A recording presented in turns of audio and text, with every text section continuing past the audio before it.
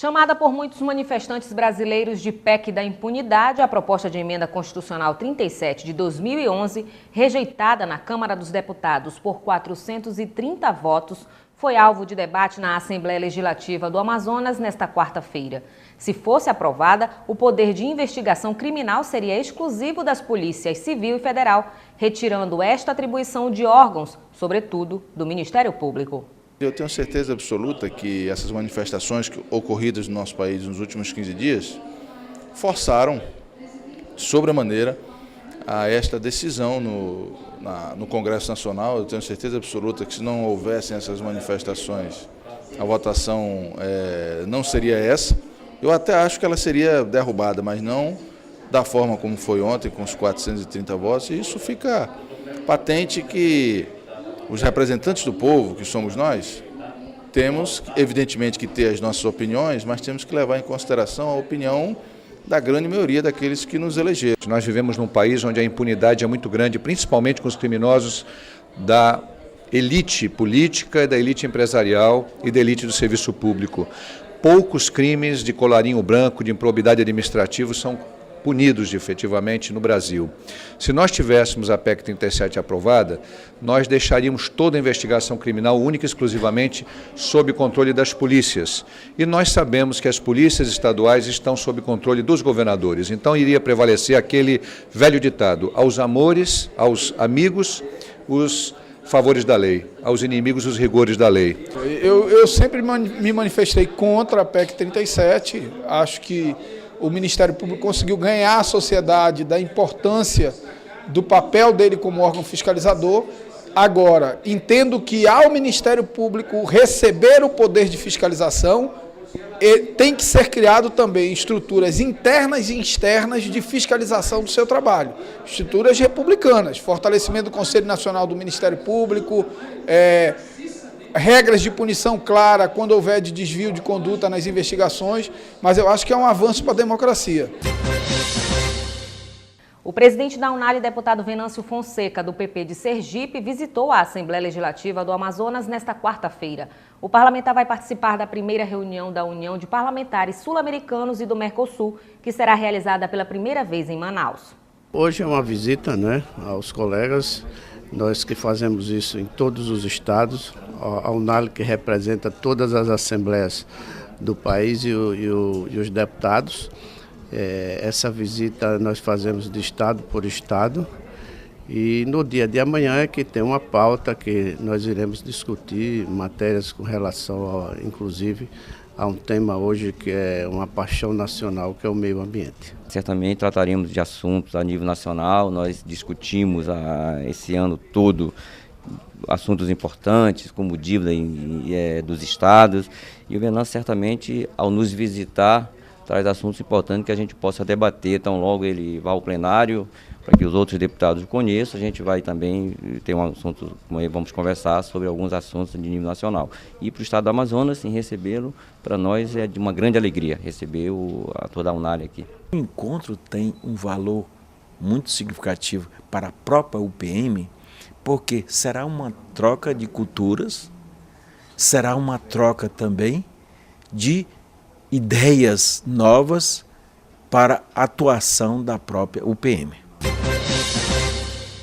O deputado Orlando Cidade criticou o ministro da Pesca e Aquicultura, Marcelo Crivella, após o anúncio da verba liberada para o Amazonas para investimentos no setor. De acordo com o parlamentar, os valores são pequenos mediante ao montante que o Ministério tem para investir em todo o país. Ele anunciou aqui um valor muito expressivo de recursos disponível em seu Ministério para atender às demandas no estado do Amazonas, que ele anunciou por 2 ou 3 vezes que tem R$1 bilhão e que só ainda foram alocados 30 milhões. Então ainda temos uma disponibilidade de R$970 milhões para investimento, seja para a construção de barcos de pesca, através dos armadores, daqueles que vivem da pesca extrativista, seja para a construção de tanques, de represas, enfim, da aquicultura e da pesca. Os problemas no sistema de telefonia móvel no estado podem ser alvos de uma CPI na Assembleia Legislativa. A proposta é dos deputados Marcos Rota, Marcelo Ramos e Adjuta Afonso.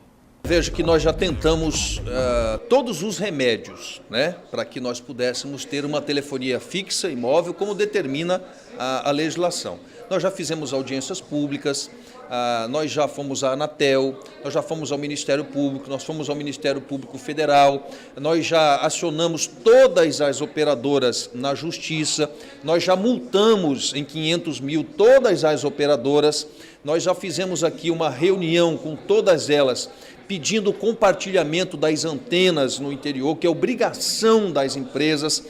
Elas firmaram um termo de compromisso com a Assembleia e não honraram. Então vejo que são muitos os pontos negativos que convergem para que a gente possa apresentar esta solicitação de uma comissão parlamentar de inquérito, que daí nós vamos ter um poder maior, uma amplitude maior para regimentar não apenas mais órgãos como a Polícia Federal, como a Receita Federal, o próprio Ministério Público, a Anatel, que vai precisar trabalhar de forma mais integrada, e principalmente criar um canal exclusivo com a população. O serviço sempre foi ruim, mas nos últimos meses há uma degradação muito grande. Hoje ninguém consegue completar uma conversa na telefonia móvel sem que a ligação caia, sem que tenha que tentar 1, 2, 3, 4 vezes. E a principal das medidas sugeridas é a necessidade de limitação da quantidade de linhas à quantidade de canais disponíveis nas antenas das operadoras. As operadoras vendem muito mais linhas do que suas antenas são capazes de suportar, e por isso tanto problema.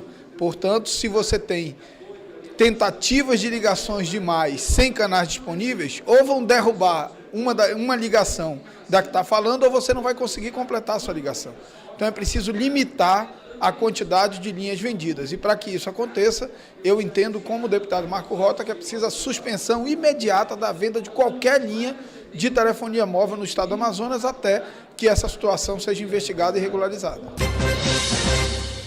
O deputado Adjuto Afonso vai propor a regularização do transporte aquaviário no estado. A meta é dar mais segurança aos passageiros e garantir que os armadores tenham acesso a créditos. Aqui no estado do Amazonas nós temos uma agência reguladora e temos uma agência de navegação que é a CNPH. Nós queremos saber de quem é a competência de regularizar esse transporte no nosso estado. Sabemos que a ANTAC regulamenta a nível de estado. Uma linha, por exemplo, de Manaus a Belém, tem que ter uma autorização da ANTAC, mas uma linha dentro do próprio estado tem que ser o estado o regulador desta linha.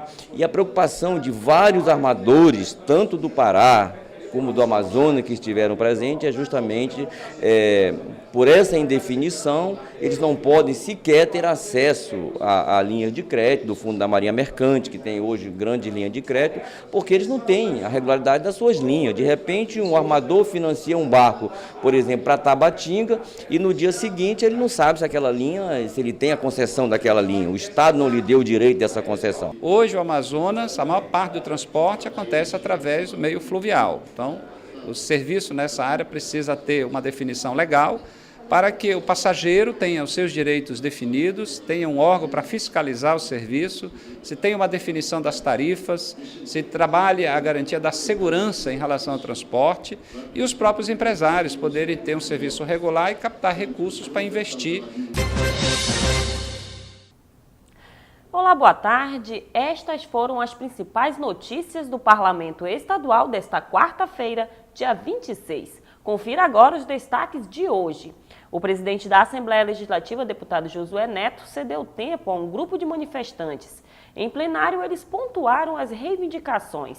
Entre elas, a derrubada da PEC 33, que submete algumas decisões do STF ao Congresso, e ainda melhorias no sistema de educação, transporte e saúde. Ontem, a Casa Legislativa foi o principal ponto de manifestação em Manaus. A partir do momento que nós tivemos ontem na cidade de Manaus uma manifestação pacífica, uma manifestação onde entendemos melhor quais eram realmente as causas, né? As manifestações, as pautas que estão sendo solicitadas, eu de imediato, né, hoje logo pela manhã, ou seja, menos de um dia depois, eu tive a oportunidade de subir à tribuna da casa para parabenizar este evento, para agradecer. A Assembleia também sediou hoje o primeiro seminário de políticas públicas para um desenvolvimento sustentável e biopirataria, evento da União de Parlamentares Sul-Americanos e do Mercosul. A primeira palestra que tratou do tema foi a do juiz Adalberto Carim. E os parlamentares do Amazonas também comentaram sobre a aprovação no Senado do projeto que transforma a corrupção em crime hediondo, parado desde 2011. Entre eles, corrupção ativa e passiva e a concussão quando se exige vantagem devida em função do cargo.